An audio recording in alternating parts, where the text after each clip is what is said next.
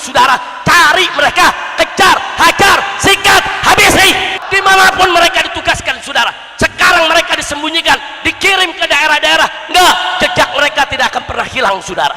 Jangan pikir kita diam, ada saatnya saudara. Nanti satu saat akan kita seret dia ke jalanan, akan kita adili dengan masyarakat, dengan rakyat saudara. Nyawa dibayar dengan nyawa, darah dibayar dengan darah.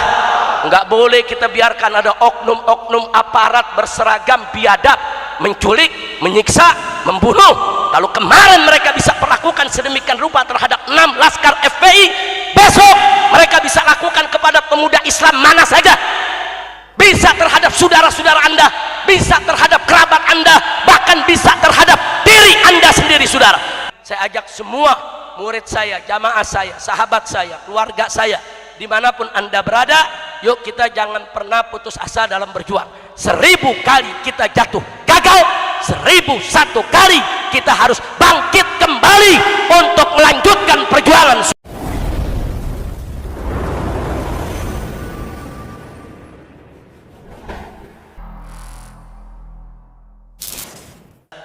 Pertemuan kita pada malam hari ini yang merupakan pertemuan untuk beristighatsah, untuk memohon pertolongan Allah.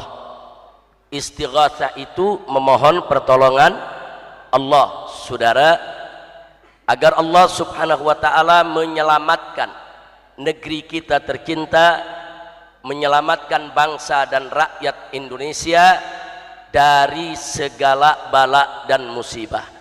Insyaallah istighatsah kita semua digabul oleh Allah subhanahu wa ta'ala, dan Allah memberikan kemenangan kepada umat Islam.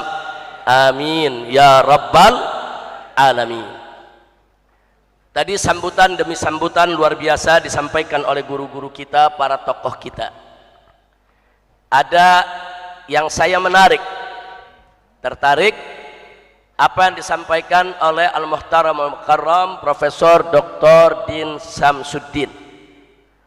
Tadi ada pesan menarik, beliau ingatkan kita semua bahwa negara ini sedang dirusak oleh si brengsek. Ya, saya nggak salah dengar tadi kan? Betul? Siapa? Si brengsek. Cakep betul tuh istilah. Boleh saya pinjam Pak Din ya? Saudara, memang betul semenjak si brengsek ini muncul, semua jadi brengsek urusan. Lu kan betul-betul lagi lo, pengen gue tangkap lagi kali lo. Saudara, kenapa saya tertarik apa yang disampaikan oleh Prof. Din tadi saudara?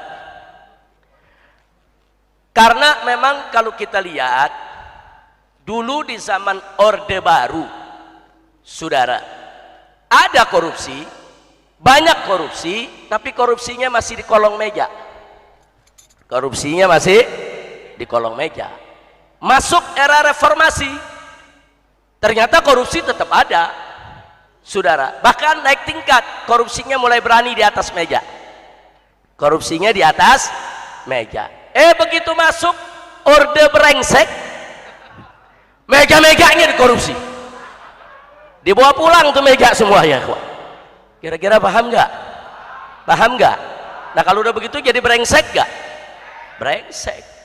Dan lebih brengseknya lagi, setelah dia kalah dia tidak terima. Para tokoh dikriminalisasi, habaib dikriminalisasi, ustadz dikriminalisasi. Saya nggak usah cerita, 17 perkara. Masya Allah, brengsek tidak? Brengsek tidak? Brengsek tidak?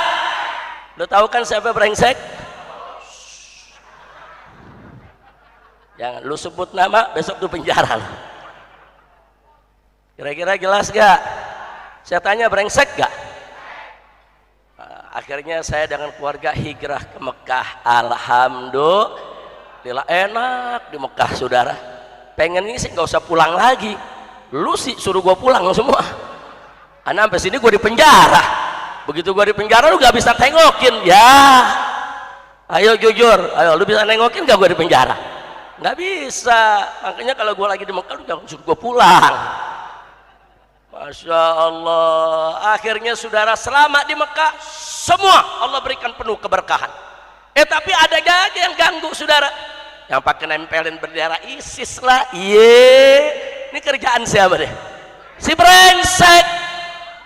Memang kerjaan siapa saudara? Semua kerjaan si brengsek.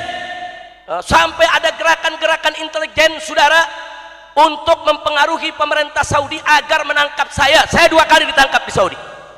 Saya 2 kali ditangkap di Saudi dan 2 kali saya ditahan di Saudi saudara selama hijrah. Tapi alhamdulillah setiap penangkapan dan penahanan tidak pernah lebih dari 24 jam. Kenapa? Karena pemerintah Saudi teliti, dia periksa betul gak orang yang dilaporkan katanya teroris, katanya radikal, katanya ekstrim, katanya melarikan diri dari hukum. Saudara, begitu diperiksa nggak ada bukti, dilepas oleh pemerintah Saudi saudara.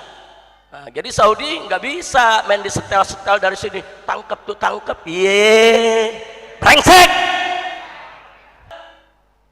Si brengsek ini pernah ngirim jenderal tahun 2017 ke Saudi, ngajak saya damai supaya saya dukung si brengsek ini. Enggak, saya nggak mau. Orang yang dukung si brengsek juga brengsek. Setahun kemudian di 2018 ada jenderal bintang 4 lainnya lagi saudara dikirim nemui saya di Mekah, sama dibujuk supaya saya mau dukung si brengsek. Tidak. Makanya dari 2019 melalui kota suci Mekah saya sudah serukan seluruh bangsa Indonesia makzulkan si brengsek ini saudara. Sudah berkali-kali kita teriakan, betul, betul, tak boleh dibiarkan negara ini diurus oleh orang-orang brengsek, betul, takbir. Lu paham nggak? Anak kita mau pulang saudara, 3 kali saya mau pulang nggak bisa, terus dihalang-halangi, terus dikegah saudara. Brengsek gak tuh? Brengsek gak tuh? Sampai pulang yang terakhir, saya mau pulang yang terakhir, besok tinggal berangkat, tahu-tahu hari ini saudara ada gerakan hacker dari Indonesia membatalkan seluruh pesanan daripada tiket pesawat saya dan keluarga, batal semua. Brengsek gak? Oh, kita protes, kita punya tanda bukti pembayaran, kita usahakan lagi, dapat lagi itu tiket dengan pesawat berbeda, jam yang sama saudara. Begitu berangkat ke airport, masuk semua anak istri saya saudara, tahu-tahu satu anak yang terakhir namanya nggak ada di komputer saudara. Terus dia mau kerjain bagaimana supaya tidak pulang saudara, nggak mungkin saya tinggalkan satu anak di bandara saudara. Nah, ini kebrengsekan nggak sampai di situ. Begitu kita mau pulang kemari berbagai macam cara dihalangi. Siapa menghalangi? Si brengsek. Lo memang itu menteri-menterinya kerja, siapa yang perintah saudara? Siapa yang perintah? Bagus, udah apal lo, udah fasih ngomong brengseknya. Alhamdulillah. Begitu kita pulang sampai di Petamburan saudara, tahu-tahu saudara ada oknum Pangdam nantangin perang dari Monas sana. Kami tantang FPI perang. Nah, FPI nggak punya senjata, lu nantang perang. Lu kasih senjata baru lu tantang perang. Betul, betul, takbir. Kalau FPI bersenjata, milisi bersenjata, silakan tantang perang kapan saja, kami ladeni saudara. Betul, takbir. Kita nggak bersenjata ditantang perang. Ada jenderal bintang 4 saudara nantangin juga, kami akan tangkap Habib Rizik, kami akan bubarkan FPI. Kenapa? Lagi ngejilat si brengsek. Supaya apa? Supaya diangkat jadi nomor 1 di kepolisian saudara.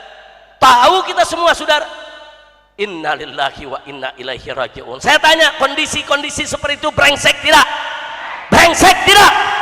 Oh, nggak puas sampai di situ saudara, ngadepin saya nggak berani, foto saya baliho dimusuhin. Tahu loh, jenderal brengsek. Betul. Loh, kenapa dilakukan itu? Buat ngejilat saudara, supaya dapat pangkat yang lebih tinggi dari si.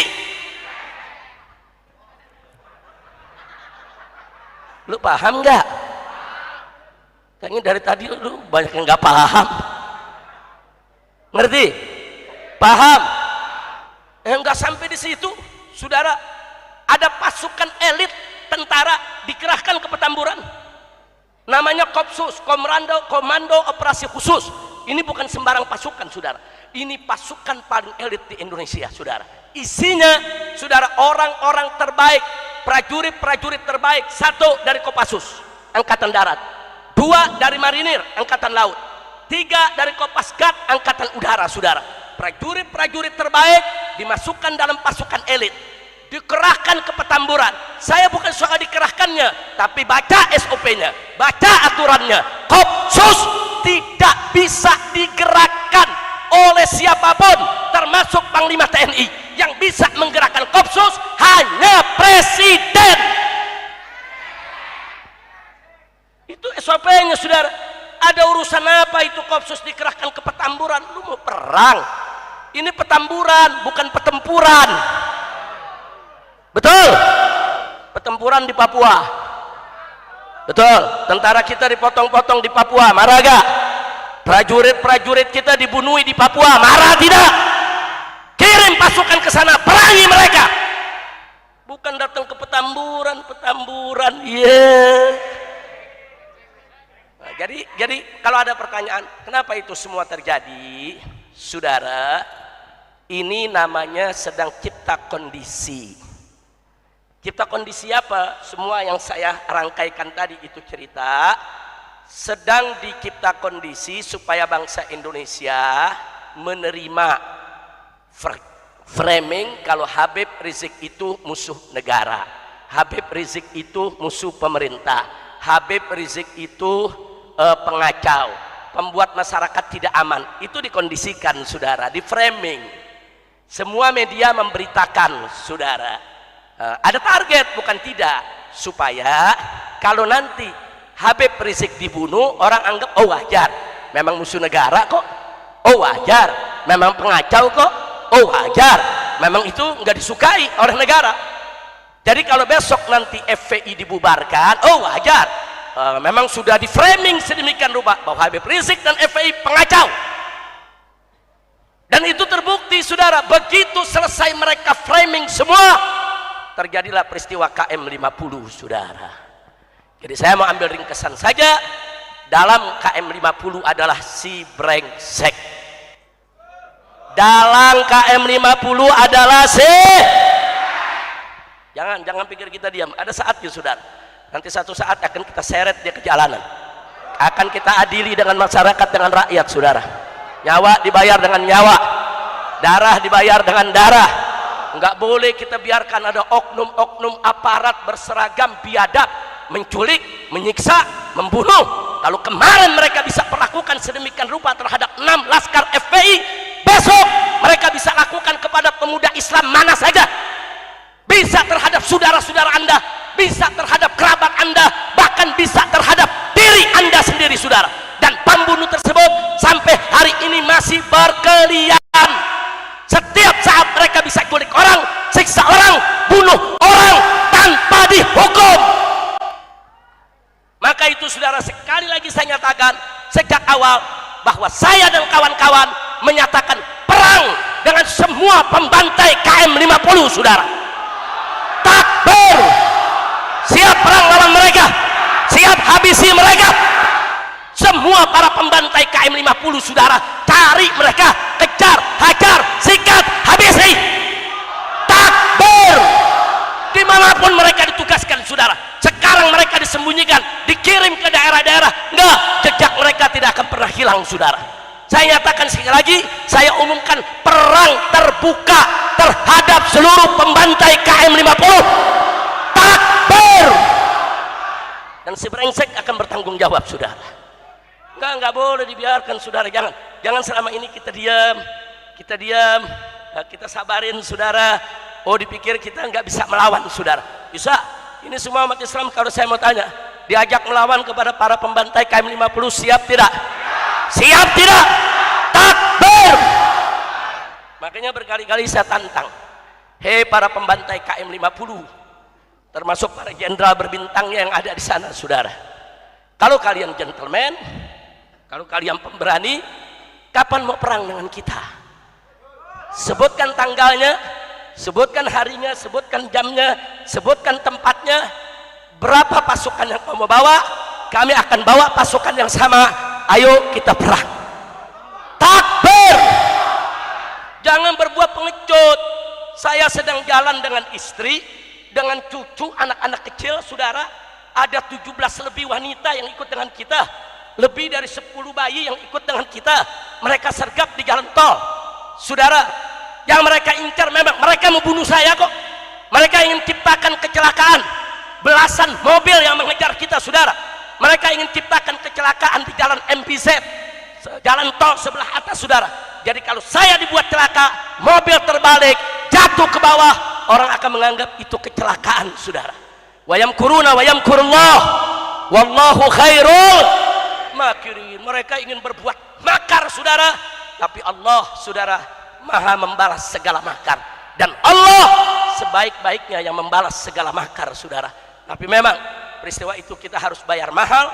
6 laskar FPI diculik karena mereka tidak berhasil mengejar kami, tidak berhasil menyergap kami, dan kami bersama laskar yang lainnya berhasil diselamatkan di satu tempat, saudara. Nah, akhirnya 6 laskar kami yang tertinggal di belakang, yang memang 6 laskar ini luar biasa perjuangannya untuk mencegat di sepanjang jalan MBZ.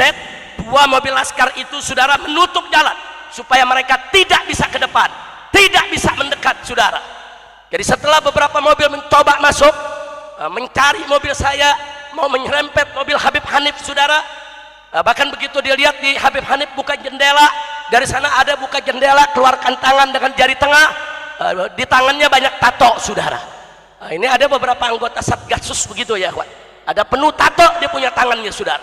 Kami tahu siapa mereka, saudara.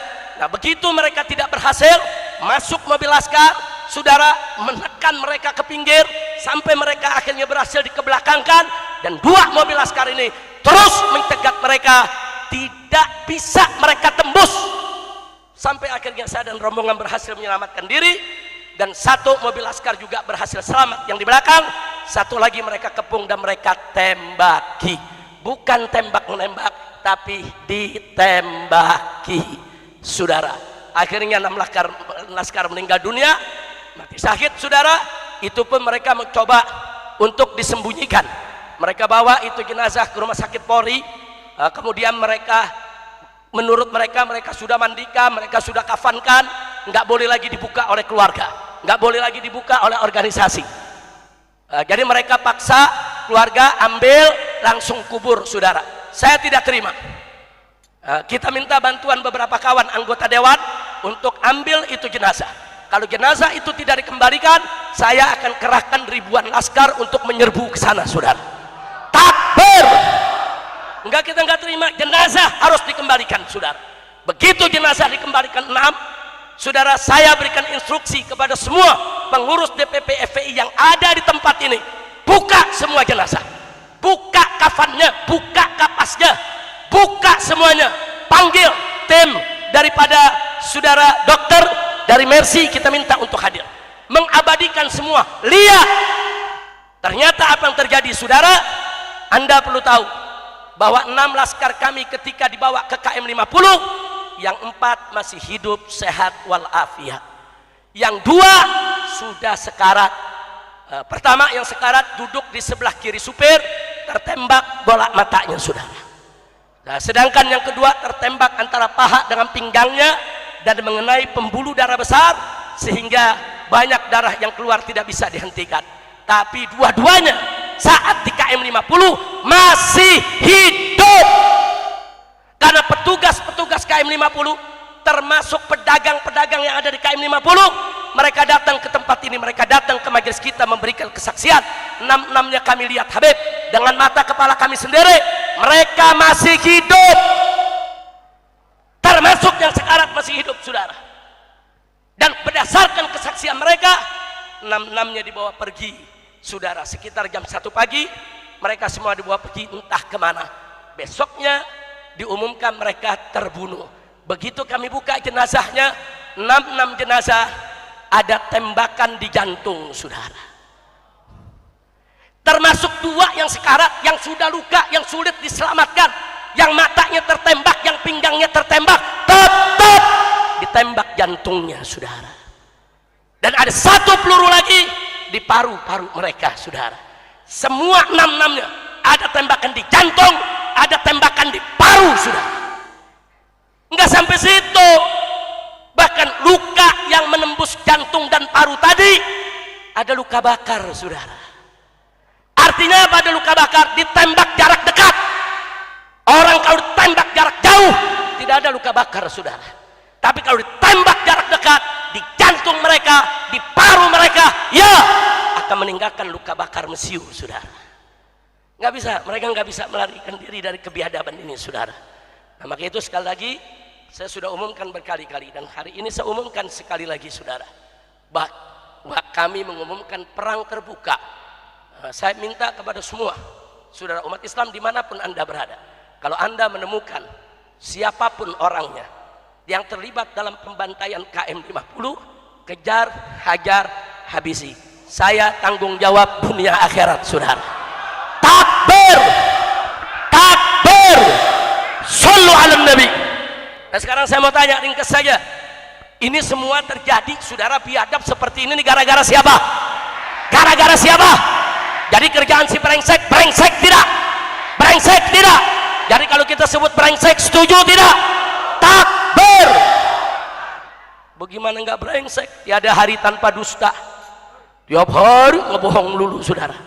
Astagfirullahaladzim, astagfirullahaladzim, astagfirullahaladzim. Kita berlindung kepada Allah dari punya pemimpin pembohong, dari punya pemimpin penipu, dari punya pemimpin pendusta, saudara. Nah, maka itu saya setuju dengan apa seruan tadi dari Dr. Din Samsuddin, begitu juga Dr. Muhyiddin, saudara. Saya setuju semua yang diserukan, bahwa segala kezaliman di negeri ini, segala ketidakadilan harus kita lawan bersama. Enggak boleh kita biarkan, saudara, ketidakadilan merajalela di negeri kita. Setuju? Setuju? Saya mau tanya semua, jawab yang ikhlas. Siap lawan kezaliman? Siap tegakkan keadilan? Takbir! Maka itu malam ini luar biasa, dipimpin oleh Buya Ahmad Qurtubi Jailani. Kita diajak istighatsah, kita diajak untuk berdoa. Kenapa? Karena tanpa pertolongan Allah kita tidak akan menang, ya ikhwan. Catat baik-baik, saudara. Sebesar apapun kekuatan kita, sebanyak apapun pengikut kita, sekaya apapun harta benda kita, setinggi apapun kedudukan kita, saudara, sehebat apapun strategi kita, kalau kita tidak ditolong oleh Allah, semua tidak ada artinya, saudara. Tapi Anda tidak usah khawatir. Sekecil apapun, saudara, diri kita, semiskin apapun harta kita, serendah apapun kekayaan kita, serendah apapun juga jabatan kita, saudara, tapi selama pertolongan Allah ada bersama kita, maka tidak ada satu kekuatan sebesar sekuat apapun yang mampu untuk mengalahkan kita, saudara. Maka itu saya tanya sekali lagi, siap meraih pertolongan Allah? Betul. Takbir. Nah, bagaimana cara kita mendapat pertolongan Allah? Tadi sudah dijelaskan panjang lebar oleh Dr. Muhyiddin. Kalau kita ingin diberikan kemenangan oleh Allah di atas muka bumi ini, tegakkan sholat, bayarkan zakat, dan laksanakan amar ma'ruf nahi munkar, saudara. Kalau ini semua kita laksanakan, gak usah khawatir, Allah akan bersama kita, menolong kita, dan kita akan mendapatkan kemenangan. Sebagaimana kita ketahui pesan daripada satu riwayat, disebutkan alaikum bil jamaah fa inna yadallahi ma'al jamaah. Artinya, saudara, wajib bagi kamu sekalian untuk berjamaah, bersatu, gotong royong, kerjasama, jangan berjuang sendiri-sendiri, saudara. Kenapa?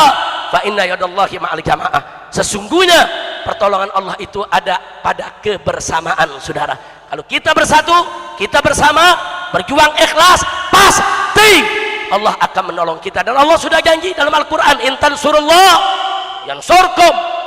Jika engkau sekalian sungguh-sungguh membela Allah, memenangkan agama Allah, niscaya pasti Allah akan memenangkan kamu sekalian. Jadi jangan pernah ragu dengan janji Allah, ya ikhwan. Nah, maka itu saya tidak pernah putus asa, dan saya tidak pernah ragu. Saya ajak semua murid saya, jamaah saya, sahabat saya, keluarga saya, dimanapun Anda berada, yuk kita jangan pernah putus asa dalam berjuang. 1000 kali kita jatuh gagal, 1001 kali kita harus bangkit kembali untuk melanjutkan perjuangan, saudara. Setuju? Takbir, takbir. Dan betul yang disampaikan Pak Din tadi, umat Islam selama ini turun dari 411, 212 dan seterusnya. Kita nggak pernah nyari gara-gara, saudara. Kita nggak pernah nyari gara-gara, tapi jangan coba-coba kita diganggu. Betul? Betul? Maka itu, saudara, kalau besok Anda turun beramai-ramai, yang tertib, yang damai, jangan bikin rusuh. Tapi kalau ada orang kurang ngajar, kejar, hajar, sikat, saudara. Jangan takut, saudara. Kita ditolimi, lawan. Kita dipukul, pukul lagi. Kira-kira berani gak? Berani gak? Berani gak? Jangan kata preman, polisi aja kita lawan kalau polisi salah. Betul? Saya tanya, kalau polisi salah biarin atau lawan? Kalau polisi ngebunuh kita sembarangan biarin atau lawan? Kalau polisi zalim biarin atau lawan? Kita lawan polisi enak, menang hebat, kalah wajar. Lu paham gak? Lu lawan polisi, menang hebat, kalah wajar, nggak punya senjata. Betul? Tapi bukan tabiat kita lawan polisi. Betul? Bukan polisi kita dukung, polisi kita bantu untuk jaga keamanan dan kedamaian. Tapi apa yang dikatakan Pak Din tadi betul. Polisi jangan merekayasa, polisi jangan mengadu domba, polisi jangan sengaja memberikan peluang kepada kelompok lain untuk memprovokasi kita. Betul? Betul? Jadi kalau umat lagi turun diganggu oleh polisi, ditembaki, dizolimi, dibunuh, diam atau lawan? Diam atau lawan? Takbir. Shallu ala nabi. Alhamdulillah, saudara, kira-kira apa yang sudah saya sampaikan jelas tidak? Paham semua? Perang kita kepada pembantai KM50 tetap harus kita lanjutkan. Betul? Tuntaskan KM50 sebelum kami tuntaskan dengan cara kami. Betul? Takbir. Shallu ala nabi. Nah, baiklah ya ikhwan, tadi sudah saya singgung, di negara kita saat ini korupsi udah gila-gilaan.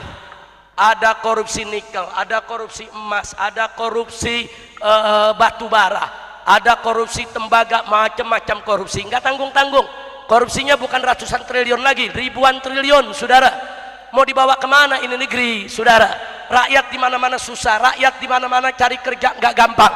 Rakyat di mana-mana, saudara, kesulitan, kelaparan, melarat, seenaknya para pejabat, korupsi triliun-triliunan, biadab, kurang ajar, brengsek.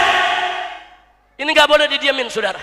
Maka itu para korupsi tersebut harus, saudara, dihukum yang berat, harus dihukum mati. Setuju tidak? Kalau negara melindungi mereka, yuk rame-rame kita gelar pengadilan jalanan, semua koruptor kita seret ke jalanan, kita hukum mati di jalanan, saudara. Setuju tidak? Takbir. Siap lawan koruptor, siap lawan koruptor, siap basmi korupsi. Takbir. Nah, saya minta ini para pemuda-pemuda kita, hari ini yang hadir lebih banyak pemuda ya ikhwan, catat baik-baik, jadikan korupsi sebagai musuh bersama, jadikan ketidakadilan sebagai musuh bersama, jadikan kezaliman sebagai musuh bersama. Siap tidak? Siap tidak?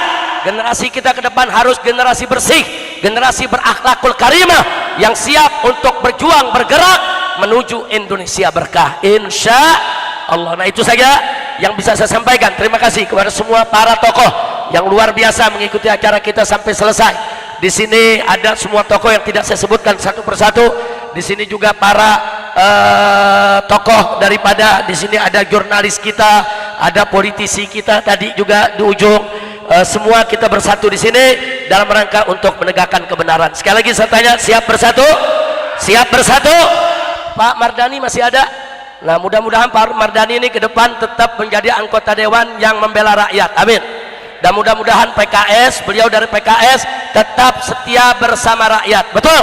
Jangan PKS bergeser dari posisi melawan kecurangan dan melawan ketidakadilan. Setuju tidak?